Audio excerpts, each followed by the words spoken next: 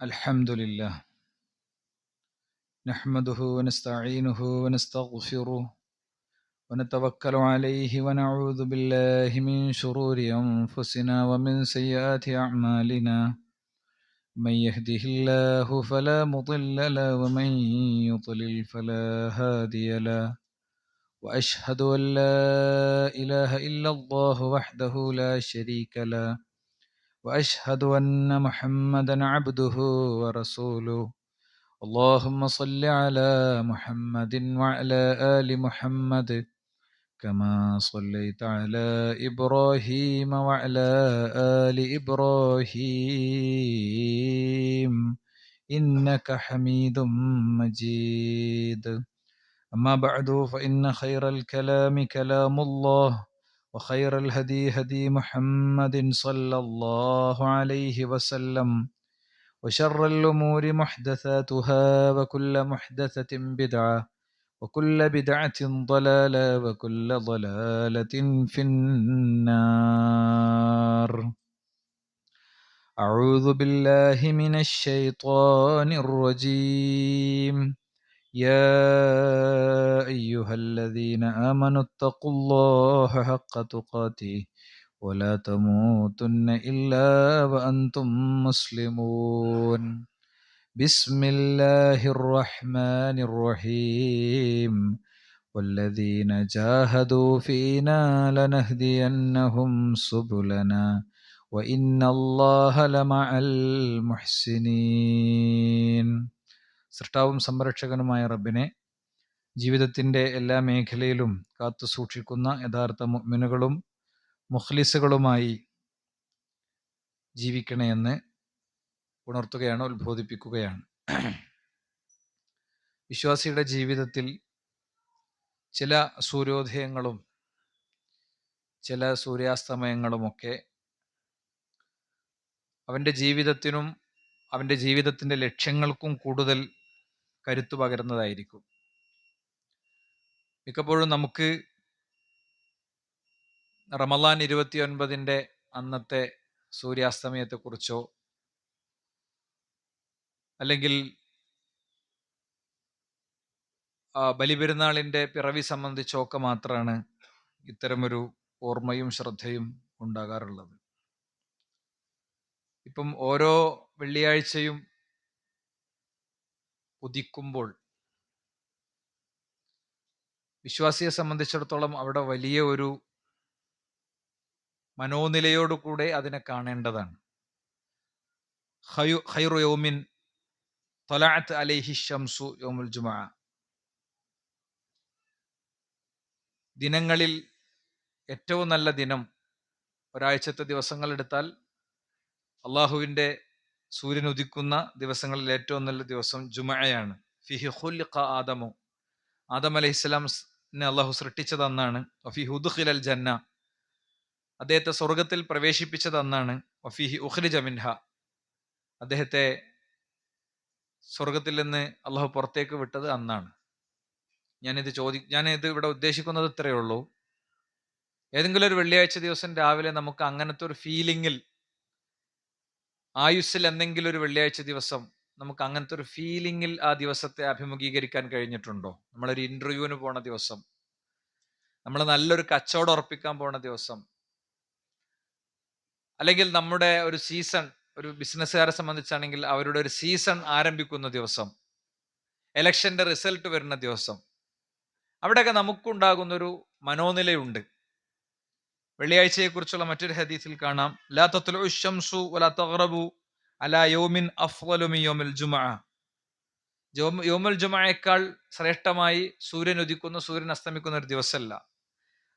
നമുക്കൊരു ഫീലിംഗും ഇല്ലെങ്കിലും പ്രത്യേകതരം ഫീലിംഗ് ഉള്ള ചിലരുണ്ട്. വമാ മിൻ ദാബത്തിൻ, ഒരു മൃഗവും ഇല്ല, ഇല്ലാ വഹിയ തഫ്സഉ യൗമുൽ ജുമുഅ. എല്ലാ വെള്ളിയാഴ്ച ദിവസവും മൃഗങ്ങൾ ഭയവിഹ്വലരാകുന്നുണ്ട്, മൃഗങ്ങൾ പേടിക്കുന്നുണ്ട്. മനുഷ്യനും ജിന്നുകളുമല്ലാത്ത എല്ലാവരും പേടിക്കുന്നുണ്ട്. കാരണം വെള്ളിയാഴ്ചയാണ് അന്ത്യദിനം ഉണ്ടാവുക എന്നൊരു റിപ്പോർട്ട് നമുക്ക് കാണാൻ കഴിയും. അപ്പൊ ഞാൻ പറയണം, നമ്മുടെ മുന്നിലൂടെ എല്ലാ മാസവും 4-5 തവണ കടന്നു പോകുന്ന വെള്ളിയാഴ്ചയെ കുറിച്ച് നമുക്ക് അത്ര ഒരു ഫീലിംഗ് ഇല്ലെന്നതുപോലെ തന്നെ ഇന്നിപ്പോ ദുൽഖഅദ 29 മാസം കണ്ടാൽ നാളെ ദുൽഹിജ്ജ 1. അപ്പൊ ഈ ദുൽഹിജ്ജക്ക് 1 രാത്രിയായി നേരം വെളുക്കുമ്പോ വിശ്വാസിയെ സംബന്ധിച്ചിടത്തോളം അതിന് വലിയ പ്രാധാന്യമുണ്ട്. ഒരു റമളാൻ മാസത്തിലേക്ക് കടക്കുന്ന മനോനിലയേക്കാളും ശക്തമായ മാനസികാവസ്ഥയിൽ പ്രവേശിക്കേണ്ട ദിനങ്ങളാണ് ദുൽഹിജ്ജയിലെ ആദ്യത്തെ 10 ദിവസങ്ങൾ. അല്ലെ, നമ്മളെ സംബന്ധിച്ചിടത്തോളം നമുക്ക് പലപ്പോഴും കൃത്യമായി പറയാൻ കഴിയും. നമ്മളിപ്പോ കച്ചവടക്കാർ ആണെങ്കിൽ അവർക്ക് ഓരോ സീസണുകൾ ഉണ്ടാകും. ആ സീസണുകളെ അവർ വളരെ സീരിയസ് ആയിട്ട് കാണും. ബാക്കിയുള്ള എല്ലാ കാര്യങ്ങളും മാനേജ് ചെയ്ത് കടയിൽ തന്നെ ഉണ്ടാകാനും കച്ചവടത്തിൽ തന്നെ ഉണ്ടാകാനും നോക്കും. അപ്പൊ ഞങ്ങൾ അധ്യാപകരെ സംബന്ധിച്ചിടത്തോളം അധ്യയന വർഷത്തിന്റെ ആരംഭമാണ്. എത്ര സർവീസുള്ള ആളാണെങ്കിലും ആ ആദ്യത്തെ ദിവസങ്ങളിൽ അയാളുടെ ക്ലാസ് പ്രസൻസ് എന്ന് പറയുന്നത് ഒരു വല്ലാത്ത മാനസികാവസ്ഥയിലായിരിക്കും. കുട്ടികളെ കാണുന്നതും ഒക്കെ നോക്കുന്നതും ഒക്കെ. അപ്പം യഥാർത്ഥത്തിൽ വിശ്വാസിയെ സംബന്ധിച്ചിടത്തോളം ഇങ്ങനത്തെ ചില കൃത്യമായ സീസണുകൾ പടച്ചോൻ നിശ്ചയിച്ചിട്ടുണ്ട്. നോക്കൂ നിങ്ങൾ, നമുക്ക് കാണാൻ കഴിയും. മർസവി റഹിമഹുല്ലയിൽ നിന്ന് ഉദ്ധരിക്കുന്ന റിപ്പോർട്ടിൽ കാണാം, ഖിയാമുൽ ലൈലിനെ കുറിച്ചുള്ള അദ്ദേഹത്തിന്റെ ഒരു സംസാരമാണ്. എന്താണ് അദ്ദേഹം പറയാണ്? യുഅള്ളിമൂന സലാസ അശറാത്തിൻ, 3 പത്തുകളെ അവർ പ്രത്യേകം, യുഅള്ളിമൂന സലാസ അശറാത്തിൻ, 3 പത്തുകളെ അവർ പ്രാധാന്യപൂർവ്വം കണ്ടിരുന്നു. അതിൽ ഒന്ന് അൽ അശർ അൽ അവൽ, അൽ അശർ അൽ ഉവൽ മിനൽ മുഹറം, മുഹറമിലെ ആദ്യത്തെ 10 വൽ അശർ അൽ ഉവൽ മിൻ ദിൽഹിജ്ജ, ദുൽഹിജ്ജയിലെ ആദ്യത്തെ 10 വൽ അശർ അൽ അവാഖിർ മിൻ റമളാന, റമളാൻ മാസത്തിലെ അവസാനത്തെ 10. നമുക്കിതിൽ റമളാനിലെ അവസാനത്തെ 10 എന്നുള്ളത് പൊതുവെ നമ്മുടെയൊക്കെ മനസ്സിലുണ്ട്. എന്നാലോ ദുൽഹിജ്ജയിലെ ആദ്യത്തെ 10 അതിന് വലിയ പ്രാധാന്യമുണ്ട് എന്ന് നമുക്ക് കാണാൻ കഴിയും. വിശുദ്ധ ഖുർആൻ തന്നെ സത്യം ചെയ്തു പറഞ്ഞ 10 വൽ ഫജ്ർ വലയാലിൻ അശർ, പ്രഭാതം തന്നെയാണ് സത്യം, ആ 10 ദിനങ്ങളും സത്യം എന്ന് പറഞ്ഞത് അൽ മുറാദു ബിഹ അശ്റു ദിൽഹിജ്ജ, ദിൽഹിജ്ജയിലെ 10 ദിവസങ്ങളാണ് എന്നാണ്.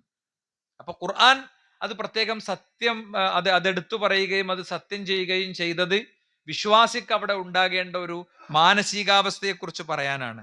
മാത്രമല്ല വിശുദ്ധ ഖുർആനിന്റെ തന്നെ പ്രയോഗത്തിൽ അറിയപ്പെട്ട ദിനങ്ങൾ എന്ന് വിശുദ്ധ ഖുർആൻ തക്ബീറിനും തഹ്ലീലിനും ഒക്കെ വേണ്ടി പ്രത്യേകം നിശ്ചയിക്കപ്പെട്ട അറിയപ്പെട്ട ദിനങ്ങൾ എന്ന് വിശുദ്ധ ഖുർആൻ ഇതിനെക്കുറിച്ച് പ്രയോഗിച്ചത് നമുക്ക് കാണാൻ കഴിയും. വിശുദ്ധ ഖുർആന്റെ പ്രയോഗങ്ങളിൽ അത്തരമൊരു സംഭവം നമുക്ക് തീർച്ചയായും കാണാൻ പറ്റും. അന്നഹു സമ്മഹു അൽ അയ്യാം അൽ മഅലൂമാത്ത്, അറിയപ്പെട്ട ദിനങ്ങൾ. സൂറത്തു ഹജ്ജിലുള്ള പ്രയോഗമാണ്. സൂറത്തു ഹജ്ജിലെ 28 എന്ന് പറഞ്ഞാൽ അത് അയ്യാമുൽ അശർ ആണ്. അയ്യാമുൽ അശർ ഏത് ദുൽഹിജ്ജയിലെ ആദ്യത്തെ 10 ദിനങ്ങളാണ് എന്നത് നമുക്ക് പഠിപ്പിക്കപ്പെട്ടതായി കാണാൻ കഴിയും.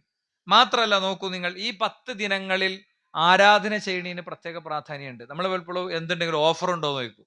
അല്ലെ, അതിന് ഓഫർ ഉണ്ട്. നമ്മൾ ഇന്ന ടെക്സ്റ്റൈൽസ് പോയി എടുക്കുക, അവിടെ ഓഫർ ഉണ്ട്. ഈ 10 ദിനങ്ങൾക്ക് പടച്ചവൻ ഓഫർ പറഞ്ഞിട്ടുണ്ട്. എന്തിനാണ് ഈ ഓഫർ പറഞ്ഞത്? വിശ്വാസികൾക്ക് പ്രേരണ കൊടുക്കാനും. ഇപ്പൊ നോമ്പൊക്കെ കഴിഞ്ഞ് നോമ്പിലൂടെ ഉണ്ടാക്കിയെടുത്ത ഒരു ക്രമം ഉണ്ടാവും, അതൊക്കെ ഇങ്ങനെ കയ്യിൽ നിന്ന് പോയി നിൽക്കുന്ന സമയമായിരിക്കും. ഇപ്പൊ രണ്ടാമത് അതൊന്ന് റീസെറ്റ് ചെയ്യാന് ഒരു സാഹചര്യം ഒരുക്കാണ് പടച്ചവൻ ചെയ്യുന്നത്. റമളാൻ മാസത്തിൽ എടുത്ത കുറെ നല്ല തീരുമാനങ്ങൾ ഉണ്ടാകും. ചിലരൊക്കെ രാത്രിയിൽ നിസ്കാരം തുടങ്ങിയിട്ടുണ്ടാകും, പിന്നെ എപ്പോഴോ അത് കൈവിട്ടു പോയിട്ടുണ്ടാകും. ചിലരൊക്കെ ജമാഅത്ത് നിസ്കാരങ്ങൾ ശരിക്കും ശ്രദ്ധിച്ചു തുടങ്ങിയിട്ടുണ്ടാകും, അത് ചിലപ്പോ അങ്ങനെ തന്നെ അതിൽ നിന്ന് അശ്രദ്ധ വന്നിട്ടുണ്ടാകും. അപ്പൊ വിശ്വാസിക്കൊന്ന് സ്വയം ചിട്ടപ്പെടുത്താനുള്ള അവസരം എന്നുള്ള നിലക്കാണ് ഇങ്ങനത്തെ ദിവസങ്ങൾ എങ്ങനെ കൊണ്ടുവരുന്നത്. എല്ലാ വെള്ളിയാഴ്ചയും പ്രത്യേകിച്ച് കൊണ്ടിരുന്നു, എല്ലാ തിങ്കളും വ്യാഴവും നോമ്പാക്കി നിശ്ചയിച്ചു തന്നിരിക്കുന്നു. അവസരം വേണം ശരിയാകാൻ. ആ അവസരം ഉണ്ടാക്കലാണ് യഥാർത്ഥത്തിൽ പടച്ച റബ്ബ് ഇതിലൂടെ നിർവഹിക്കുന്നത്. അതുകൊണ്ട് തന്നെ ഈ ദിനങ്ങളെക്കുറിച്ച്, ഈ 10 ദിനങ്ങളെക്കുറിച്ച് ഹദീസിൽ വന്ന പ്രയോഗങ്ങൾ നോക്കൂ നിങ്ങൾ. ജാബിർ റളിയല്ലാഹു അൻഹു ഉദ്ധരിക്കുകയാണ്, അഫ്ളലു അയ്യാമി ദുനിയ അയ്യാമുൽ അശർ, ഭൂമിയിലെ ഏറ്റവും മഹത്തരമായ ഏറ്റവും ശ്രേഷ്ഠമായ ദിനങ്ങൾ എന്ന് പറയുന്നത് അയ്യാമുൽ അശർ, 10 ദിനങ്ങളാണ്. ഏത് 10 ദിനങ്ങൾ? അശ്രി ദിൽഹിജ്ജ, ദുൽഹിജ്ജയിലെ ആദ്യത്തെ 10 ദിനങ്ങളാണ്. വലാ മിസ്ലഹുന്ന ഫീ സബീലില്ലാഹ്. അപ്പോ സ്വഹാബി ചോദിക്കുകയാണ്, അള്ളാഹുവിന്റെ മാർഗത്തിലെ യുദ്ധങ്ങൾ അതും ഇതിലേറെ ശ്രേഷ്ഠമാണോ നബി എന്ന് ചോദിക്കുമ്പോ വലാ മിസ്ലഹുന്ന ഫീ സബീലില്ലാഹ്, അള്ളാഹുവിന്റെ മാർഗത്തിൽ യുദ്ധം ചെയ്യലും ഇതിലേറെ ശ്രേഷ്ഠമൊന്നുമല്ല. അള്ളാഹുവിന്റെ മാർഗത്തിൽ യുദ്ധം ചെയ്യലും ഇതിലേറെ ശ്രേഷ്ഠമല്ല. എപ്പോ? ഇല്ലാ റജുലുൻ അഫ്ഫറ വജ്ഹഹു ഫിത്തുറാബ്. മറ്റൊരു റിപ്പോർട്ടിലുള്ളത് ഇല്ലാ റജുലുൻ ഖറജ ബിനഫ്സിഹി വമാലിഹി ഫലം യർജി മിൻ ദാലിക ബിശൈ. ഒരാൾ അള്ളാഹുവിന്റെ മാർഗത്തിൽ യുദ്ധത്തിനു വേണ്ടി പോയി, ആ യുദ്ധത്തിൽ നിന്ന് അയാളോ അയാളുടെ സമ്പാദ്യമോ തിരിച്ചു വന്നില്ല, അഥവാ അയാൾ രക്തസാക്ഷിയായി, എങ്കിൽ അയാൾക്ക് കുറച്ച് മഹത്വമുണ്ട്. അള്ളാഹുവിന്റെ മാർഗത്തിൽ ഒരാൾ യുദ്ധം ചെയ്യുന്നതിനേക്കാളും ശ്രേഷ്ഠമാണ് ദുൽഹിജ്ജ 1 മുതൽ 10 വരെയുള്ള ദിവസങ്ങൾ പ്രത്യേകം ശ്രദ്ധിച്ച്, പ്രത്യേകം പരിപാലിച്ച്, പ്രത്യേകം പ്രാധാന്യം കൊടുത്ത് അതിൽ നിശ്ചയിക്കപ്പെട്ട കാര്യങ്ങൾ ചെയ്യുന്നത് എന്നാണ്. എന്നാൽ ജിഹാദിന് പോണ ഒരു വ്യക്തിക്ക് ഇതിലേറെ കൂലി കിട്ടും എപ്പോ? ആ വ്യക്തി ആ യുദ്ധഭൂമിയിൽ മരിച്ചു വീഴുകയും അല്ലെങ്കിൽ അയാളുടെ സമ്പാദ്യവും കൊണ്ട് അയാൾക്ക് തിരിച്ചു വരാതിരിക്കാൻ കഴിയുകയും അത്തരം ഒരു അവസ്ഥയിലേക്ക് എത്തിയാൽ എന്നാണ്. അപ്പൊ നിങ്ങൾ ആലോചിച്ച് നോക്ക്, എന്തുമാത്രം പ്രാധാന്യം ഈ ദിവസങ്ങൾക്കുണ്ട്. അള്ളാഹുവിന്റെ മാർഗത്തിൽ യുദ്ധം ചെയ്യുന്ന വ്യക്തികൾക്ക് എന്തൊക്കെ മഹത്വങ്ങൾ ഇസ്ലാം പഠിപ്പിച്ചിട്ടുണ്ട് അല്ലെ? രക്തസാക്ഷിക്കുള്ള എന്തൊക്കെ മഹാത്മ്യങ്ങൾ ഇസ്ലാം പഠിപ്പിച്ചിട്ടുണ്ട്. അപ്പോ നമ്മളെ സംബന്ധിച്ചിടത്തോളം നമുക്ക് യുദ്ധഭൂമിയിൽ പോയി യുദ്ധം ചെയ്യേണ്ടുന്ന പരീക്ഷണം അള്ളാഹു തന്നിട്ടില്ല. സായുധ പോരാട്ടത്തിന്റെ ജിഹാദിന്റെ ഒരു അവസ്ഥ അള്ളാഹു നമുക്ക് നൽകിയിട്ടില്ല. അള്ളാഹു നമ്മെ കാത്തുരക്ഷിക്കുമാറാകട്ടെ. നമ്മൾ നമ്മുടെ സാഹചര്യങ്ങളെയും നമ്മുടെ പ്രശ്നങ്ങളെയും ഒക്കെ നമ്മുടെ നാടിന്റെ പശ്ചാത്തലത്തിൽ ഏറ്റവും ജനകീയമായ വഴികളിലൂടെ, ഏറ്റവും ബുദ്ധിപരമായ രീതികളിലൂടെ, മതേതര ചേരിയെ മുൻനിർത്തിക്കൊണ്ട് തന്നെയാണ് നയിക്കേണ്ടത് എന്നുള്ളത് ഈ കഴിഞ്ഞ ദിവസങ്ങളിൽ നമുക്ക് കൂടുതൽ ബോധ്യപ്പെട്ടിരിക്കുകയാണ്. ചിലരെങ്കിലുമൊക്കെ പറഞ്ഞുകൊണ്ടിരുന്ന എന്താ, ഒക്കെ പോയി, ഇനി ഒന്നും കിട്ടാല്ല, ഒക്കെ തീർന്നു, കോടതി പോയി. വോട്ട് ചെയ്ത് വന്നിട്ട് ഞാൻ അന്നിവിടെ നടത്തിയ ഖുത്തുബ നിങ്ങൾക്ക് ഓർമ്മ ഉണ്ടോ എന്ന് എനിക്കറിയില്ല, ഒന്ന് ഖുത്തുബ എടുത്ത് കേട്ടല്ലേ നിങ്ങൾ കേട്ടോ. നമ്മൾ പലപ്പോഴും ഉണ്ട് നിരാശയിലേന്റെ പടുകുണ്ടിലേക്കാണ് വീണിട്ട് മൊത്തം വോട്ടിംഗ് മെഷീനാണ്, ഇനി ഒന്നും എടുക്കാല്ല എന്നാണ് നമ്മളുടെ സ്റ്റാൻഡ്. ഒക്കെ വോട്ടിംഗ് മെഷീനുമേ തീരുമാനിക്കുന്നതാണ്, ഇനി ഒന്നും എടുക്കാല്ല എന്നുള്ളതാണ് നമ്മളെ സ്റ്റാൻഡ്. നമ്മളെപ്പോഴും വിവേകികളായി വിചാരപൂർവം, ബോധപൂർവം, ബുദ്ധിപൂർവം മതേതര ചേരിയെ മുൻനിർത്തി മതങ്ങൾ ഓരോരുത്തരും അവരുടെ അനുഷ്ഠാനങ്ങളിൽ നിലനിന്ന് മതസൗഹാർദ്ദം എന്ന് പറഞ്ഞാൽ അപ്പുറത്താളെ പിന്നെ മതപരമായ ചടങ്ങിൽ ഞാൻ പോവുക, എന്റെ മതപരമായ ചടങ്ങിൽ അയാൾ വരിക, അയാൾക്ക് മതസൗഹാർദ്ദം ഉണ്ടാണെങ്കിൽ അയാൾ പള്ളിയിലൊന്ന് നിസ്കരിക്കുക, എനിക്ക് മതസൗഹാർദ്ദം വേണമെങ്കിൽ ഞാൻ അവിടുത്തെ പിന്നെ എന്താ പറയാ താലപ്പൊലിയിൽ പങ്കെടുക്കുക. ഇങ്ങനെ എന്നാലേ മതസൗഹാർദ്ദം ഉണ്ടാവും എന്ന് പറഞ്ഞാൽ മതസൗഹാർദ്ദമല്ല. ഓരോരുത്തർക്കും അവരുടെ വിശ്വാസത്തിലും അനുഷ്ഠാനത്തിലും ശരിയായി നിന്നുകൊണ്ട് മറ്റുള്ളവർക്ക് ജീവിക്കാനും മുന്നോട്ട് പോകാനുമുള്ള അവസരം ഒരുക്കിക്കൊണ്ട് മനുഷ്യർക്കിടയിൽ അടിസ്ഥാനപരമായി ഉണ്ടാകേണ്ട സഹകരണങ്ങൾക്കപ്പുറത്തുള്ള മഹത്വരമായ ഒരു ജീവിത രീതി കാണിച്ചെടുത്തുകൊണ്ട് മുന്നോട്ട് പോകലാണ് അല്ലെ. അതാണ് നമ്മുടെ മുന്നിലുള്ള ശരിയായ വഴി എന്നാണ്. അപ്പൊ ഞാൻ പറഞ്ഞത്, നമുക്ക് വാളുകൊണ്ടുള്ള യുദ്ധം കൊണ്ടുള്ള ജിഹാദിന്റെ അവസ്ഥ അല്ല. നമുക്ക് ആ ജിഹാദിന്റെ കൂലി കിട്ടാനുള്ള ദിവസങ്ങളാണ് നാളെ ദുൽഹിജ്ജ 1 ആകുന്നതോടുകൂടെ, ഇന്ന് മാസം കണ്ടാൽ നാളെ 1 ആകുന്നതോടുകൂടെ യഥാർത്ഥത്തിൽ വരാനിരിക്കുന്നത്. അപ്പൊ അത് നമ്മൾ പ്രത്യേകം കാണണം. ഈ വിഷയത്തിൽ നോക്കൂ നിങ്ങൾ, ജാബിർ റളിയല്ലാഹു അൻഹു ഉദ്ധരിക്കുന്ന ഹദീസിൽ കാണാം, അഫ്ളലു അയ്യാമി ദുനിയ അയ്യാമുൽ അശർ. ഭൂമിയിൽ ഏറ്റവും ശ്രേഷ്ഠമായ ദിനങ്ങൾ അത് ദുൽഹിജ്ജയിലെ ഈ ദിനങ്ങളാണെന്നാണ്. മഹാനായ ഇബ്നു തൈമിയ റഹിമഹുല്ലയോട് ചോദിക്കുന്ന ഒരു ചോദ്യം നമുക്ക് കാണാൻ കഴിയും. എന്താണ് അദ്ദേഹത്തോട് ഉള്ള ചോദ്യം? അനാശരി ദിൽഹിജ്ജ വൽ അശ്റിൽ അവാഖിർ മിൻ റമളാന. റമളാനിലെ അവസാനത്തെ 10 കുറിച്ചും അതുപോലെ തന്നെ ദുൽഹിജ്ജയിലെ ആദ്യ 10 കുറിച്ചും അയ്യുഹുമ അഫ്ളൽ, അതിൽ ഏറ്റവും ശ്രേഷ്ഠമായത് ഏതാന്ന് ചോദിച്ചപ്പോ ശൈഖുൽ ഇസ്ലാം ഇബ്നു തൈമിയ റഹിമഹുല്ലാഹ് അജാബ്, അദ്ദേഹം അതിന് കൊടുത്ത ഉത്തരം അയ്യാമു അശ്രി ദിൽഹിജ്ജ അഫ്ളലു മിൻ അയ്യാമി അശ്രി മിൻ റമളാന. ദുൽഹിജ്ജയിലെ ആദ്യത്തെ 10 അത് റമളാനിലെ അവസാനത്തെ 10 ശ്രേഷ്ഠമാണ്. വല്ലയാലി അൽ അശ്ർ അൽ അവാഖിർ മിൻ റമളാന അഫ്ളലു മിൻ ലയാലി അൽ അശ്ർ മിൻ ദിൽഹിജ്ജ. എന്നാലോ റമളാനിലെ അവസാനത്തെ 10 രാത്രികൾ അത് ദുൽഹിജ്ജയിലെ രാത്രികളെക്കാൾ ശ്രേഷ്ഠമാണ്. അപ്പൊ പകല് നോക്കുമ്പോ റമളാനിലെ അവസാനത്തെ 10 പകലിനല്ല പ്രാധാന്യം. ഏതിനാ പ്രാധാന്യം?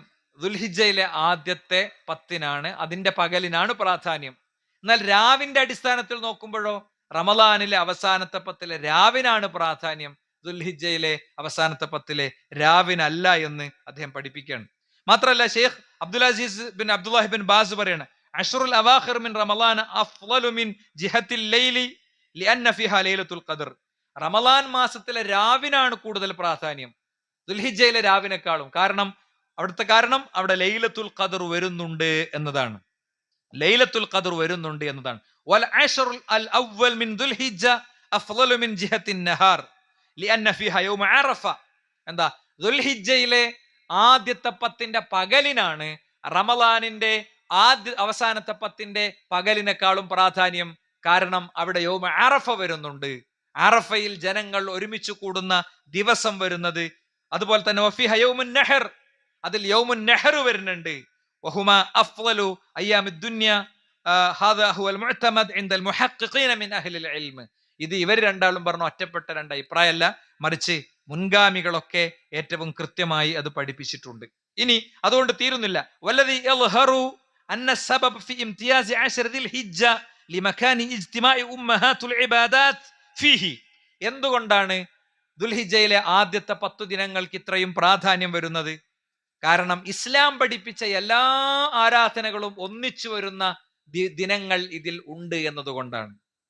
ഇസ്ലാം പഠിപ്പിച്ച എല്ലാ പുണ്യങ്ങളും എന്താണ്? അസ്വലാത്ത്, സ്വലാത്ത് ഉണ്ട്, ആ നോമ്പിനുണ്ട്. വസ്സുയാം, നോമ്പുണ്ട്, അത് നോമ്പ് കാലത്തുണ്ട്. വസ്സദഖ, അതുകൊണ്ട് നോമ്പ് കാലത്ത്. പക്ഷേ വൽ ഹജ്ജ്, അത് റമളാനിലില്ല, അതും കൂടി ഇവിടെ വരുന്നുണ്ട്. വലഇത്തിദാലിക ഫി ഗൈരിഹി, ഈ ഒരു ദിനങ്ങളിലല്ലാതെ അത് വരുന്നില്ല എന്നുള്ളതാണ് ഇതിന്റെ കാരണമായി യഥാർത്ഥത്തിൽ പണ്ഡിതന്മാർ പഠിപ്പിച്ചിട്ടുള്ളത്. അപ്പൊ ഇവിടെ നമ്മളെ സംബന്ധിച്ചിടത്തോളം ഈ ദിനങ്ങളിൽ എന്താണ് ചെയ്യാനുള്ളത്? ഇപ്പൊ ഒന്ന് നമ്മൾ മനസ്സിലാക്കി, ഈ ദിനങ്ങൾക്ക് വലിയ മഹത്വമുണ്ട്, പ്രാധാന്യമുണ്ട്. നമ്മുടെ വ്യക്തിപരമായ ഷെഡ്യൂളിൽ ചില ക്രമീകരണങ്ങൾ വരുത്തേണ്ടതുണ്ട്. നമ്മളെ സുബഹ് ജമാഅത്തൊക്കെ പോയ അവസ്ഥ ഉണ്ടെങ്കിൽ അതൊക്കെ രണ്ടാമത് പുനഃസ്ഥാപിക്കേണ്ടതുണ്ട്. നമ്മളെ ജമാഅത്തുകൾ ചിട്ടപ്പെടുത്തേണ്ടതുണ്ട്. നമ്മളെ ജീവിതായോധനങ്ങളിലും ബാക്കിയുള്ളിടത്തൊക്കെ ഇടപെടുന്നിടത്തൊരു ശ്രദ്ധ ആവശ്യമുണ്ട്. പകലിൽ നമ്മളെ ഫോണൊന്ന് മാറ്റി വെക്കേണ്ടതുണ്ട്. കുറച്ച് സമയം പടച്ചോന് വേണ്ടി ചെലവാക്കേണ്ടതുണ്ട്. ജോലി ചെയ്യുന്ന സ്ഥാപനത്തിൽ ആണ് ഇരിക്കണമെങ്കിലും അവിടെ പോലും കുറച്ച് ശ്രദ്ധ ആവശ്യമുണ്ട്. നാവിന് കുറച്ച് നിയന്ത്രണം വേണം എന്നൊക്കെ നമുക്ക് മനസ്സിലായെങ്കിൽ നമ്മൾ ഇതിൽ കൂടുതലായി ചെയ്യേണ്ടത് എന്താണ്? അള്ളാഹു റസൂൽ പഠിപ്പിക്കാണ്, അതാ ചെയ്യാനുള്ളത്. ഏത് ജോലി സ്ഥലത്താണെങ്കിലും ഏത് യാത്രാവാഹനത്തിലാണെങ്കിലും ഒക്കെ ചെയ്യാൻ പറ്റിയതാണ്. ഓഫ് എടുത്തിട്ട് അവസാനത്തെ 10 എഴുത്തിക്കാഫ് പ്രത്യേകം പഠിപ്പിക്കേണ്ടത്. അത് പള്ളിയിലേ പറ്റുള്ളൂ, അത് ഓഫീസിലും വണ്ടിയിലൊന്നും പറ്റൂല, അല്ലെ? അത് പള്ളിയിലേ പറ്റുള്ളൂ. പക്ഷേ ഇത് എവിടെയും പറ്റും. എന്താണ്? അത്തക്ബീർ വത്തഹ്ലീൽ വത്തഹ്മീദ്, അള്ളാഹുവിനെ സ്തുതിക്കുക, അല്ലാഹു അക്ബർ ചൊല്ലുക, വത്തഹ്ലീൽ ലാ ഇലാഹ ഇല്ലല്ലാഹ് ചൊല്ലുക, വത്തഹ്മീദ് അൽഹംദുലില്ലാഹ് ചൊല്ലുക. അപ്പോ സ്ഥിരമായി ചൊല്ലേണ്ടുന്ന ധാരാളം സമയങ്ങളുണ്ട്. എന്താണ്? നമസ്കാരത്തിന് ശേഷം ഗുഫറത്ത് ലഹു ഖതായാഉ വഅൻത മിസ്ല സബദിൽ ബഹർ, അങ്ങനെ ചെല്ലുകയാണെങ്കിൽ അവന്റെ എല്ലാ പാപം അല്ലാഹു പുറത്തു കൊടുക്കും. കടലിലെ പിന്നെ തിരമാലകളിൽ ഇങ്ങനെ തട്ടിയിട്ട് വരുന്ന ആ പൊതണ്ടല്ലോ, അതിന്റെ അത്ര നിനക്ക് പാപുണ്ടെങ്കിലും അല്ലാഹു സുബ്ഹാനഹു വ തആല പുറത്തു തരും. എന്താണ് ചെല്ലേണ്ടത്? സുബ്ഹാനല്ലാഹി വബിഹംദിഹി ഫീ യൗമി മിഅത മറ. ഒരു വ്യക്തി 100 വട്ടം സുബ്ഹാനല്ലാഹി വബിഹംദിഹി എന്ന് ചൊല്ലിയാൽ ഹുത്തത് ഖതായാഹു വഇൻ കാന മിസ്ല സബദിൽ ബഹർ. ആ വ്യക്തിയെ സംബന്ധിച്ചിടത്തോളം ഞാൻ പറഞ്ഞതുപോലെ കടലിലുണ്ടാകുന്ന അതിന്റെ ഓളങ്ങളിൽ നിന്നിങ്ങനെ തട്ടിത്തെറിച്ചുണ്ടാകുന്ന പൊത പോലെ നിനക്ക് പാപങ്ങൾ ഉണ്ടെങ്കിലും നിന്റെ പാപം പുറത്തു വരും. ഇങ്ങനെ പറഞ്ഞ പടച്ചോനെ വിട്ടിട്ടാണ് മനുഷ്യന്മാരെന്ത് ചെയ്യണത്? പാപങ്ങൾ പുറത്തു കിട്ടാൻ ഇർതകബതു അലൽ ഖതാ ഗൈറ ഹസ്രിൻ വഅദദ് ലക അശ്കു ഫീഹി യാ സയ്യിദി ഖൈറൻ നബി. നേതാവായി നബിയെ പാപങ്ങൾ പുറത്തു തരണേന്ന് ചൊല്ലണത്. മാലെടുത്ത് പിന്നെ അർത്ഥം വെച്ച് കഴിഞ്ഞാൽ പിന്നെ ആരും നമുക്ക് പോകില്ല. അർത്ഥം ഒന്ന് വെച്ചാൽ മതി. ആരെ കൊണ്ടെങ്കിലും ഒന്ന് അർത്ഥം വെപ്പിച്ച തീരുമാനമായി. അതിൽ ശിർക്കൻ വരികളുണ്ട്, പ്രവാചകന്മാരെ പരിഹസിക്കുന്ന വാക്കുകളുണ്ട്, അമ്പിയാക്കളെ മോശമാക്കുന്ന പ്രയോഗങ്ങളുണ്ട്, ചരിത്രപരമായ തെറ്റുകളുണ്ട്, കള്ള ഹദീസുകളുണ്ട്. ഇങ്ങനെ ഒരുപാട് സാധനം കൂട്ടിച്ചേർത്തുണ്ടാക്കിയ ഒന്നാണ്. നിങ്ങൾ ആലോചിച്ച് നോക്ക്, നിന്റെ അടുത്ത് എന്താ സമുദ്രത്തിൽ അതിന്റെ തിരമാലകളിൽ ഇങ്ങനെ തട്ടി തുള്ളി ഉണ്ടാകുന്ന പൊത പോലെ നിനക്ക് പാപമുണ്ടെങ്കിലും ആ പാപം പുറത്തുവരും. നീ ആരാകട്ടെ, നീ എന്ത് തെറ്റ് ചെയ്ത ആളാകട്ടെ, റബ്ബിന്റെ മുന്നിൽ പശ്ചാത്തപിച്ചാൽ റബ്ബത് പുറത്തു തരും എന്നാണ്. അപ്പോ അതിനുള്ള പ്രാർത്ഥന ഏതാ? സുബ്ഹാനല്ലാഹി വബിഹംദിഹി ഇങ്ങനെ ചൊല്ലുക, നടക്കുമ്പോൾ ഇരിക്കുമ്പോഴൊക്കെ. അത് ഈ ഒരു 10 ദിനങ്ങളിൽ അതിനൊന്നും കൂടി പ്രാധാന്യം കൊടുത്ത് അത് മനസ്സിൽ വെച്ച് ചെല്ലുക. അപ്പൊ അത് ജിഹാദിനെക്കാളും വലിയ പുണ്യമായി പരിഗണിക്കും എന്നാണ്. നോക്കൂ നിങ്ങൾ, അബൂ ഹുറൈറ ഉദ്ധരിക്കുകയാണ്. അദ്ദേഹം പറയാണ്, വഹുവ യഗ്റുസു ഗർസൻ, അദ്ദേഹം ഒരു മരങ്ങനെ നടുകയാണ്. മർറൻ നബി സല്ലല്ലാഹു അലൈഹി വസല്ലം ബി അബീ ഹുറൈറത, അബൂ ഹുറൈറയുടെ അടുത്ത് കൂടെ അദ്ദേഹം റസൂലുള്ളാഹി ഇങ്ങനെ നടന്നു പോകുമ്പോൾ അദ്ദേഹം ഒരു മരം നടുകയാണ്. യാ അബാ ഹുറൈറ മല്ലദി തഗ്റുസ്, അബൂ ഹുറൈറ നീ എന്താണ് നടുന്നത് എന്ന് ചോദിച്ചു. അപ്പൊ അദ്ദേഹം പറഞ്ഞു, ഞാനൊരു ചെടി നടുകയാണ് പ്രവാചക എന്ന് പറഞ്ഞു. അപ്പൊ പ്രവാചകൻ പറഞ്ഞു കൊടുത്തു, അല അദുല്ലുക അല ഗർസിൻ ഖൈറുൻ ലക മിൻ ഹാദാ, ഇതിനേക്കാൾ ശ്രേഷ്ഠമായ ഒരു കൃഷി ഞാൻ നിനക്ക് പറഞ്ഞു തരട്ടെ? ബലാ യാ റസൂലല്ലാഹ്, അതേ നബിയെ. അപ്പൊ അദ്ദേഹം പറഞ്ഞു, പ്രവാചകൻ പറഞ്ഞു, സുബ്ഹാനല്ലാഹി വൽഹംദുലില്ലാഹി വലാ ഇലാഹ ഇല്ലല്ലാഹു വല്ലാഹു അക്ബർ, സുബ്ഹാനല്ലാഹി വൽഹംദുലില്ലാഹി വലാ ഇലാഹ ഇല്ലല്ലാഹു വല്ലാഹു അക്ബർ എന്നത് നീ ചെല്ലുകയാണെങ്കിൽ യുഗ്റസു ലക ബികുല്ലി വാഹിദത്തിൻ ശജറതൻ ഫിൽ ജന്ന, ഓരോ ദിക്ർ ചൊല്ലുമ്പോഴും നിനക്ക് സ്വർഗത്തിൽ ഒരു മരം നിനക്ക് വേണ്ടി അല്ലാഹു നടും. പ്രവാചകൻ സല്ലല്ലാഹു അലൈഹി വസല്ലം തങ്ങൾ ഇവിടെ മരം നടുന്നതിൽ നിന്ന് നിരുത്സാഹപ്പെടുത്തിയതല്ല, മരം നടുന്ന സ്വഹാബിക്ക് അതിലുള്ള താല്പര്യം ചൂണ്ടിക്കാണിച്ച് ഇത് ചെയ്യുന്നത് പോലെ തന്നെ നീ ചെയ്യേണ്ട മറ്റൊരു കാര്യമാണെന്ന് പഠിപ്പിച്ചതാണ്. കാരണം എന്താ? അല്ലാഹുവിന്റെ റസൂൽ സല്ലല്ലാഹു അലൈഹി വസല്ലം തങ്ങൾ പറഞ്ഞു, നിന്റെ കയ്യിൽ ഒരു ഈത്തപ്പനയുടെ തൈയുണ്ട്, എന്താണ്, നീ അന്ത്യദിനത്തിന്റെ അടയാളങ്ങൾ കാണണം, അന്ത്യദിനം സംഭവിക്കാൻ പോകുകയാണെങ്കിലും നീ അത് നടണം, നീ ആ ചെടി നടണം. അതിമെന്ന് എന്താ കിട്ടുക? ചെടി നടണതിന്റെ പ്രാധാന്യം കിട്ടും, പിന്നെ ഒരു വ്യക്തി പോസിറ്റീവ് ആകണമെന്ന് കിട്ടും. അതിപ്പോ ഞാൻ നടക്കൊന്നുമില്ല, അങ്ങനെയാണ് ആൾക്കാർ അല്ലെ, എന്തിലും അതിന്റെ നെഗറ്റീവ് ഒക്കെ പോവുക. ഇവിടെ മൊത്തം ഇടിഞ്ഞു പൊളിഞ്ഞു വീഴുകയാണെങ്കിലും നീ നട്ടോ, അത് വളർന്നോട്ടെ. ഒരു സാധ്യതയും കാണാത്തൊരു സ്പേസിൽ നിന്ന് പോലും പോസിറ്റീവായൊരു മാനസികാവസ്ഥയാണ് പ്രവാചകൻ പഠിപ്പിക്കുന്നത്. എന്തിലും നമ്മളെ മനസ്സ് പോസിറ്റീവായാൽ തന്നെ നമ്മളെ ജീവിതത്തിന്റെ പകുതി സമാധാനമാവും, പകുതി ടെൻഷൻ, പകുതി ഇമോഷണൽ ബാഗേജുകൾ, വൈകാരികമായ ഭാരങ്ങൾ, അതിൽ നിന്ന് നമുക്ക് മുക്തി കിട്ടും എന്തിലും അല്ല. അതുകൊണ്ടാണ് അത് റസൂലുള്ളാഹി പഠിപ്പിച്ചാണ്, നിന്റെ ഭാര്യയിൽ നിനക്ക് ദോഷകരമായ എന്തെങ്കിലും കണ്ടാൽ റളിയ മിൻഹ ഉഖ്റ, നീ അവളിലുള്ള നല്ലൊരു സ്വഭാവത്തെ മനസ്സിലേക്ക് കൊണ്ടുവന്നിട്ട് തൃപ്തിപ്പെടുക. അങ്ങനെ കുറെ മോശം ഉണ്ടെങ്കിലും ഇങ്ങനെ കുറെ ഗുണമുണ്ടല്ലോ. ഭർത്താവിന്റെ അടുത്ത് മോശകരമായ ഒന്നുണ്ടെങ്കിൽ ഗുണകരമായ മറ്റൊന്ന് മുൻനിർത്തിയിട്ട് അപ്പൊ നമുക്ക് പോസിറ്റീവ് മനുഷ്യനായിട്ട് നിൽക്കാൻ പറ്റും. അപ്പൊ നമുക്ക് അതിവൈകാരികതകളെ നിയന്ത്രിക്കാൻ പറ്റും. അപ്പൊ നമുക്ക് അവരെടുത്തുള്ള ആ വീഴ്ചകളെ തിരുത്താൻ പറ്റും. സാന്ദർഭികമായിട്ട് പറഞ്ഞു എന്ന് മാത്രം. അപ്പൊ ഇവിടെ നിങ്ങൾ നോക്ക്, നമ്മൾ സുബ്ഹാനല്ലാഹ് വൽഹംദുലില്ലാഹി വലാ ഇലാഹ ഇല്ലല്ലാഹു അല്ലാഹു അക്ബർ എന്ന് ചൊല്ലുമ്പോൾ ഒരു വ്യക്തിയെ സംബന്ധിച്ചിടത്തോളം ആ വ്യക്തിക്ക് വേണ്ടി പരലോകത്ത് സ്വർഗത്തിൽ ഒരു മരം നടുന്നുണ്ട് എന്നാണ്. മാത്രല്ല ഇത് കെൻസാണെന്നാണ്, ഇത് നിധിയാണെന്നാണ്, ഈ ദിക്ർ നിധിയാണ്.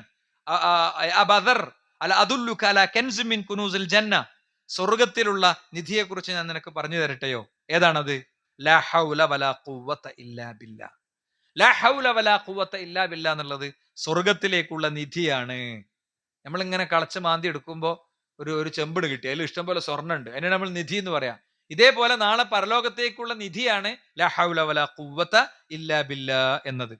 മാത്രല്ല നോക്കൂ നിങ്ങൾ, ലാ ഇലാഹ ഇല്ലല്ലാഹ് വഹ്ദഹു ലാ ശരീക ലഹ്, ഞാൻ ആദ്യം പറഞ്ഞത് ലാ ഇലാഹ ഇല്ലല്ലാഹ് വൽഹംദുലില്ലാഹ് വല്ലാഹു അക്ബർ എന്ന് ചൊല്ലിയാൽ കടലിലെ ഈ എന്താ പറയാ ചപ്പു ചവറുകൾക്കിടയിൽ ഇങ്ങനെ പൊന്തി വരുന്ന ആ പൊത പോലെ ഉള്ള പാപവും അള്ളാഹു പുറത്തു വരുന്നതാണ്. രണ്ടാമത് നമ്മൾ പറഞ്ഞ എന്താണ്? സുബ്ഹാനല്ലാഹി വബിഹംദിഹി എന്ന് ചൊല്ലുന്ന വ്യക്തിയെ സംബന്ധിച്ചിടത്തോളം ആ വ്യക്തിക്ക് സുബ്ഹാനല്ലാഹ് വൽഹംദുലില്ലാഹി വലാ ഇലാഹ ഇല്ലല്ലാഹു വല്ലാഹു അക്ബർ എന്ന് ചൊല്ലുന്ന വ്യക്തിക്ക് സ്വർഗത്തിൽ ആ ഓരോ ദിക്റിന്റെയും കൂടെ ഒരു അവന് വേണ്ടി ഒരു മരം അള്ളാഹു നടും എന്നാണ്. മൂന്നാമത്തെ ലാ ഹൗല വലാ ഖുവത ഇല്ലാ ബില്ലാ എന്നുള്ളത് കെൻസാണ് എന്നാണ്. ഇനി ലാ ഇലാഹ ഇല്ലല്ലാഹ് വഹ്ദഹു ലാ ശരീക ലഹ് ലഹുൽ മുൽക്കു വലഹുൽ ഹംദു വഹുവ അലാ കുല്ലി ഷൈഇൻ ഖദീർ എന്നതോ കാന കമൻ അഅതഖ അർബഅത അൻഫുസിൻ മിൻ വലദി ഇസ്മാഈൽ, ഇസ്മായിൽ അലൈഹിസ്സലാമിന്റെ സന്തതി പരമ്പരയിൽപ്പെട്ട മനുഷ്യവർഗത്തിൽപ്പെട്ട 4 അടിമകളെ മോചിപ്പിക്കുന്നതിന് തുല്യാണെന്നാണ്. ഇസ്ലാം അടിമത്ത മോചനത്തിനു വേണ്ടി ചെയ്തു വെച്ചതുപോലത്തെ ഒരു സിസ്റ്റം ലോകത്ത് ആരും ചെയ്തിട്ടില്ല കേട്ടോ. പലപ്പോഴും സോഷ്യൽ മീഡിയ ചർച്ചകളിലൊക്കെ ഇങ്ങനെ കാണും, ഇസ്ലാം അടിമത്തം നിരോധിച്ചില്ലല്ലോ. ഇസ്ലാം അടിമത്തത്തെ അടിവേരോടെ പിഴുതെറിയാണ് ചെയ്തത്. നിയമം നിർമ്മിച്ച് മുതലാളിയുടെ കയ്യിൽ നിന്ന് ചെങ്ങലകളിൽ നിന്ന് മോചിപ്പിച്ച് പൊതുനിരത്തുകളിലേക്ക് ഇറങ്ങി നടക്കാൻ പഠിപ്പിക്കല്ല ഇസ്ലാം ചെയ്തത്. മുതലാളിയെ കൊണ്ട് തന്നെ നീ പോയിക്കോ, നീ ഇനി അടിമയായിട്ട് എന്റെ കൂടെ ജീവിക്കണ്ട, നീ എന്റെ സഹോദരനായി എന്റെ വീട്ടിലൊരു അംഗമായി എന്റെ കൂടെ നിന്നോ എന്ന് പഠിപ്പിക്കാനുള്ള സിസ്റ്റമാണ് ഇസ്ലാം നടപ്പിലാക്കിയത്. എന്നിട്ട് ആ സിസ്റ്റം വഴി മോചിതമായോ? 10,000 ലക്ഷക്കണക്കിന് ആളുകൾ മോചിതരായി എന്ന് മാത്രമല്ല, ഇസ്ലാമിക ചരിത്രം എടുത്തു നോക്കിയാൽ നമുക്ക് കാണാൻ പറ്റും, ഇസ്ലാമിക ചരിത്രത്തിലെ മഹാപണ്ഡിതന്മാര് നൂറുകണക്കിന് ആളുകൾ മുമ്പ് അടിമകളായിരുന്നു. ഇസ്ലാമിക ചരിത്രത്തിലെ ഗവർണർമാര് എണ്ണമറ്റ ആളുകൾ അവരുടെ ജീവിതത്തിന്റെ ആദ്യഘട്ടത്തിൽ അടിമകളായിരുന്നു. എന്നിട്ടോ അവരെ മോചിപ്പിച്ചു. എന്നിട്ട് ആ മോചിപ്പിക്കപ്പെട്ട ആളുകളെ പുനരുദ്ധരിക്കാൻ പ്രത്യേകം പാക്കേജ് ഉണ്ടാക്കി. അവസാന അടിമകളൊക്കെ കൂടെ ഞങ്ങളെ മോചിപ്പിക്കല്ലേ, ഞങ്ങളെ വീണ്ടും അടിമകളാക്കി അബ്രഹാം ലിങ്കനോട് ആവശ്യപ്പെട്ടതുപോലെ ആവശ്യപ്പെടേണ്ടുന്ന സാമൂഹിക സിസ്റ്റം അല്ല ഇസ്ലാം നടപ്പിലാക്കിയത്. ദീനിനെ കുറിച്ച് ആഴത്ത് പഠിക്കുമ്പോൾ നമ്മളിങ്ങനെ തരിച്ചു കയറും. ഇസ്ലാമിക ചരിത്രം എടുത്ത് പഠിക്കുമ്പോൾ എന്താണ്, എത്രയോ ഹദീസ് ഉദ്ധരിച്ച വ്യക്തികൾ അവരാരായിരുന്നു? മൗലകളായിരുന്നു എന്ന് കാണാം. എന്താ മൗലകളായിരുന്നു എന്ന് പറഞ്ഞാൽ അവർ ആദ്യഘട്ടത്തിൽ അടിമകളായിരുന്നു എന്നാണ് അതിന്റെ അർത്ഥം. ഇനി നോക്കൂ നിങ്ങൾ, ഈ ഒരു സംഗതിയിൽ നമുക്ക് കാണാൻ പറ്റുന്ന ഒരു കാര്യം ഇബ്നു റജബ് റഹിമഹുല്ലാ ഉദ്ധരിക്കുകയാണ്. മർവസിയു അൻ മൈമൂൻ ബിൻ മെഹ്റാൻ അദ്റക്തു അന്നാസ വഇന്നഹും ലയുകബ്ബിറൂന ഫിൽ അശ്ർ. പിന്നെ ദുൽഹിജ്ജയിലെ ആദ്യ 10 ജനങ്ങൾ തക്ബീർ ചൊല്ലുമായിരുന്നു. ഹത്താ കുൻതു ഉശബ്ബിഹു ബിൽ അംവാജ് മിൻ കസ്റതിഹാ. ഞാൻ അതിനെ തിരമാലകളോടാണ് ഉപമിച്ചിരുന്നത്. ജനങ്ങൾ തക്ബീർ ചൊല്ലണ എണ്ണം കൂടുന്നത് കാണുമ്പോൾ തിരമാലകളെ പോലെ അവർ ചൊല്ലാറുണ്ടായിരുന്നു. ഇന്നന്നാസ ഖദ് നഖസൂ ഫീ തർക്കിഹിമു തക്ബീർ. തക്ബീർ ചൊല്ലുന്നതിൽ അവർ ഇന്ന് വളരെ വീഴ്ചകൾ വരുത്തുന്നുണ്ട് എന്നാണ്. വഅലം അന്നഹു യുസ്തഹബ്ബുൽ ഇക്താർ മിനൽ അദ്കാർ ഫീ ഹാദൽ അശ്ർ സിയാദതൻ അലാ ഗൈരിഹി. മറ്റുള്ള മാസങ്ങളെക്കാളും സമയങ്ങളെക്കാളും തക്ബീറിനെ ഇവിടെ വർദ്ധിപ്പിക്കണം. വയുസ്തഹബ്ബു മിൻ ദാലിക യൗമ അറഫ അക്തർ മിൻ ബാഖി. ഈ 10 ദിനങ്ങളിൽ തന്നെ യൗമ അറഫന്റെ അന്ന്, ജനങ്ങൾ അറഫയിൽ ഒരുമിച്ച് കൂടുന്ന അന്ന് അത് കൂടുതൽ വർദ്ധിപ്പിക്കണം എന്ന് പ്രത്യേകം പഠിപ്പിക്കുകയാണ്. വകാന സ്വല്ലല്ലാഹു അലൈഹി വസല്ലം യുക്സിറു ദുആ ഫി അശ്ർ ദിൽഹിജ്ജ. ദുൽഹിജ്ജയിൽ പ്രവാചകൻ ദിക്ർ മാത്രമല്ല ദുആയും വർദ്ധിപ്പിച്ചിരുന്നു. വയഉമുറു ഫീഹി ബിൽ അക്താർ മിൻ അത്തഖ്ലീൽ വത്തക്ബീർ വത്തഹ്മീദ്. തക്ബീറും തഹ്ലീലും തഹ്മീദും ഒക്കെ പ്രത്യേകം പ്രവാചകൻ സ്വല്ലല്ലാഹു അലൈഹി വസല്ലമ തങ്ങൾ നിർദ്ദേശിച്ചിരുന്നു എന്നും നമുക്ക് കാണാൻ പറ്റും. മാത്രല്ല സൗമു യൗമ അറഫ ദുൽഹിജ്ജ 9 അന്നത്തെ നോമ്പ് അത് യുകഫിറു സനതൽ മാളിയ വൽ ബാഖിയ, കഴിഞ്ഞതും വരാനിരിക്കുന്നതുമായ മുഴുവൻ പാപങ്ങളും പുറത്തു നൽകുന്നതാണ് എന്നും നമുക്ക് കാണാൻ സാധിക്കും. അത്തരം കാര്യങ്ങൾ ശ്രദ്ധിച്ചു മുന്നോട്ട് പോവുക. അള്ളാഹു അനുഗ്രഹിക്കട്ടെ. അൽഹംദുലില്ലാഹി വസ്സലാത്തു വസ്സലാമു അലാ റസൂലില്ലാഹി വഅലാ ആലിഹി വസഹബിഹി അജ്മഈൻ. അമ്മാ ബഅദ്. സൃഷ്ടാവും സംരക്ഷകനുമായ റബ്ബിനെ ജീവിതത്തിന്റെ എല്ലാ മേഖലയിലും കാത്തു സൂക്ഷിക്കണേ എന്ന് ഒരിക്കൽ കൂടി ഉണർത്തുകയാണ്, ഉത്ബോധിപ്പിക്കുകയാണ്. സഹോദരങ്ങളെ, പറഞ്ഞതുപോലെ ഇന്ന് നമ്മൾ വെള്ളിയാഴ്ച വരുമ്പോൾ ഈ പോയിന്റുകളൊക്കെ ആലോചിച്ചവരുണ്ടാകും, ആലോചിക്കാത്തവരുണ്ടാകും. ആലോചിക്കാത്തവരെ സംബന്ധിച്ചിടത്തോളം ഞാൻ പറയാണ്, വെട്ടത്തൂരിൽ ഇന്ന് ഈ ഉത്ബോധനം കിട്ടിയത് നമ്മൾ മാത്രമാണ്. അത് അള്ളാഹുവിൻ്റെ ദീനിന്റെ ഒരു നന്മ അഥവാ ജുമാ ഖുതുബ അത് മനുഷ്യർക്ക് മനസ്സിലാവണമെന്ന ഇസ്ലാമിന്റെ തത്വം സ്വീകരിച്ചതുകൊണ്ടാണ്. ഇതുപോലെ ഇസ്ലാമിലെ നിയമങ്ങളും തത്വങ്ങളും സ്വീകരിക്കുമ്പോൾ ആ നിയമങ്ങളിലേക്കും തത്വങ്ങളിലേക്കും നമ്മൾ കൂടുതൽ ഇങ്ങനെ ചെല്ലുമ്പോൾ കൂടുതൽ അറിയാനും അടുക്കാനും ബോധ്യപ്പെടാനും നമുക്ക് പറ്റും. സാന്ദർഭികമായിട്ട് ഞാൻ ഓർമ്മിപ്പിക്കുകയാണ്. അതുകൊണ്ട് ഈ 10 ദിനങ്ങളിലേക്ക് വേണ്ടി നമുക്ക് ചെയ്യാനുള്ള കാര്യം എന്താണ്? ഒന്ന്, നമ്മളെ നിസ്കാരങ്ങൾ നമ്മൾ ഒന്നുകൂടി ശരിയാക്കുക. എന്താ നിസ്കാരങ്ങൾ ശരിയാക്കുക എന്ന് പറഞ്ഞാൽ, നിസ്കാരത്തിന് ശ്രദ്ധ പോണ പ്രശ്നം ഉണ്ടാകും, സമയത്ത് ചെയ്യാത്ത പ്രശ്നം ഉണ്ടാകും, ജമാഅത്ത് നിർവഹിക്കാത്ത പ്രശ്നം ഉണ്ടാകും. അതൊക്കെ ഒന്ന് ശരിപ്പെടുത്താൻ ശ്രമിക്കുക. ഒരു നിർദ്ദേശം അതാണ്. 2, ദുൽഹിജ്ജ 9 ആണ് നമുക്ക് നോമ്പെടുക്കാണ്ടാവുക. ഇന്നിപ്പോ 29 ഇന്ന് മാസം കണ്ടില്ലെങ്കിൽ സ്വാഭാവികമായും സൗദി അറേബ്യയായിട്ട് നമുക്ക് ഒരു ദിവസത്തിന്റെ ഗ്യാപ്പ് വരണ ഒരു സാഹചര്യം ഉണ്ടാകും. യഥാർത്ഥത്തിൽ യൗമ അറഫ, ജനങ്ങൾ അറഫയിൽ ഒരുമിച്ച് കൂടുന്ന അന്നാണ് നോമ്പെടുക്കേണ്ടത് എന്ന് ഇസ്ലാമിക ചരിത്രത്തിലെ ഒരു ഗ്രന്ഥത്തൊന്നും എവിടുന്നും കിട്ടൂല. അവര് അന്ന് അവിടെ ഉള്ളവർ അന്നാണ് നോമ്പ് വെൽക്കേണ്ടത്. അല്ലാത്തവരെന്നാ ദുൽഹിജ്ജ 9 എന്നാണോ വരുന്നത് ആ നോമ്പിന്റെ പേരാണ് യൗമ അറഫ. അത് അന്ന് അവിടെ അറഫയാണോ എന്നുള്ളത് നിർദ്ദേശിക്കപ്പെട്ടിട്ടില്ല. അല്ലെങ്കിൽ എന്താ പ്രശ്നം? ഇസ്ലാം പ്രായോഗികമായ ഒരു മാർഗദർശനം ആകൂല. അതന്നെയാണ് പ്രശ്നം. അവിടെ ജനങ്ങൾ ഒരുമിച്ച് കൂടുന്ന ദിവസം നമുക്കിപ്പോ മനസ്സിലാണ് എന്തുകൊണ്ടാണ്. മാർക്കോണി റേഡിയോ കണ്ടെത്തിയത് കൊണ്ടും റേഡിയോ തരംഗങ്ങളും ശബ്ദ തരംഗങ്ങളും ഒക്കെ കണ്ടെത്തിയതിന്റെ ശേഷമാണ്. മറ്റേത് അവരവിടുന്ന് വന്നതിന്റെ ശേഷം ഇത്രാം തീയതി ആയിരുന്നു എന്ന് പറയാം, അപ്പോഴാ മനസ്സിലാക്കുക. അപ്പൊ ഇസ്ലാം ഒരു പ്രായോഗികമായി ചെയ്യണം, അതാണ്. മാത്രമല്ല ദുൽഹിജ്ജയിലെ ആ അറഫ ദിനത്തിൽ ജനങ്ങൾ അറഫയിൽ ഒരുമിച്ച് കൂടുന്നതിന് ഐക്യദാർഢ്യം പ്രഖ്യാപിക്കുകയാണെങ്കിൽ ഭൂഗോളത്തിന്റെ നേരെ എതിർ ദിശയിൽ രാത്രിയാണ്. അപ്പൊ രാത്രി നോമ്പെടുക്കേണ്ടി വരും. ഇസ്ലാം അപ്രായോഗികമായതൊന്നും പറയില്ല. നമ്മുടെ നാട്ടിൽ ദുൽഹിജ്ജ 9 എന്നാണോ എത്തുന്നത് അന്ന് നമ്മൾ നോമ്പ് അനുഷ്ഠിക്കും. അതിന് യുക്കഫറു സനത്തുൽ മാദിയ വൽ ബാഖിയ, അതിന് വരാനിരിക്കണേന്റെയും കഴിഞ്ഞു പോയതിന്റെ ഒക്കെ മൊത്തം പാപങ്ങൾ പുറത്തു തരേണ്ട ഒരു അവസ്ഥ പടച്ചോൻ തരും. പിന്നെ ദിക്റുകൾ വർദ്ധിപ്പിക്കണം. 4 ദിക്റുകൾ സാമ്പിളിന് ഞാൻ പറഞ്ഞു. ഇത് ദുൽഹിജ്ജിൽ മാത്രം ചൊല്ലേണ്ടതല്ല, എന്നും ചൊല്ലേണ്ടതാണ്. അതൊന്ന് ശീലാക്കാൻ നമുക്ക് ഇൻഷാ അല്ലാഹ് പറ്റും. അള്ളാഹു നമ്മിൽ നിന്ന് സ്വീകരിക്കുമാറാകട്ടെ. അവന്റെ മുഅ്മിനുകളിൽ മുഖ്ലിസുകളിൽ മുത്തഖീങ്ങളിൽ അവൻ നമ്മെ ഉൾപ്പെടുത്തുമാറാകട്ടെ. ലാ ഇലാഹ ഇല്ലല്ലാഹ് എന്ന കലിമത്ത് തൗഹീദിനെ ജീവിതമാക്കാനുള്ള തൗഫീഖ് അള്ളാഹു നമുക്ക് ഏവർക്കും നൽകുമാറാകട്ടെ. അങ്ങ് ഗസയിൽ പോരാടുന്ന പോരാളികൾക്ക് അള്ളാഹു കരുത്തിനെ പകരുമാറാകട്ടെ. യഥാർത്ഥ വിജയങ്ങളിലേക്ക് അള്ളാഹു എത്തിക്കുമാറാവട്ടെ. ഫാസിസ്റ്റുകളുടെ പദ്ധതികൾ തകരുന്ന വിധം വരും ദിവസങ്ങളിൽ കൂടുതൽ നല്ല കാഴ്ചകൾ നമ്മുടെ നാട്ടിൽ അള്ളാഹു നമുക്ക് പ്രദാനം ചെയ്യുമാറാകട്ടെ.